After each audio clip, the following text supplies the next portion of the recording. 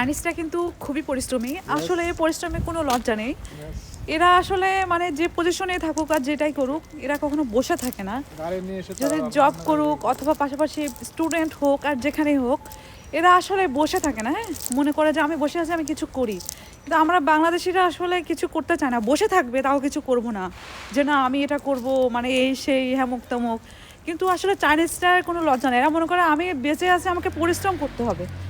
এরা বুড়ো হয়ে যায় তাও পরিশ্রম। দেখেন আমি দেখাবো এখানে আপনাদের, এই যে একটা মেয়েটা কিন্তু ইউনিভার্সিটিতে পড়ে, এখানে কয় টাকার জিনিস নিয়ে আসছে, মনে হয় আমার বাংলাদেশের হয়তো 400 থেকে 500 টাকা বাংলাদেশের টাকা জিনিস নিয়ে বসে আছে। তো আসলে এরকম এরা অল্প, এরা একদম বাসায় আপনার কিছু আশেপাশে কিছু লাগাবে মানে খাবার জন্য, বাসায় খাবে, আর যেটা বাড়তি যেটা থাকবে সেটা বিক্রি করবে বসে থেকে। তো এত পরিমাণে ওরা পরিশ্রম করবে, কিন্তু লজ্জাও নেই এদের কোনো। ওরাও মনে করে যে না আমি কেন লজ্জা করবো, আমার তো ইনকাম করতে হবে, আমি বসে থাকবো কেন।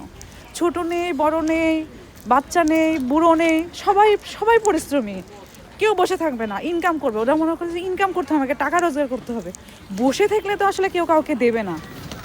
তো আমার এই জিনিসটা আসলে চায়নার খুবই ভালো লাগে, যে দেখেন সবার কিন্তু বাড়ি গাড়ি আছে, ওরা কিন্তু ইচ্ছা করলে বসে থেকে খেতে পারে, কিন্তু তারপরে ওরা পরিশ্রম করে।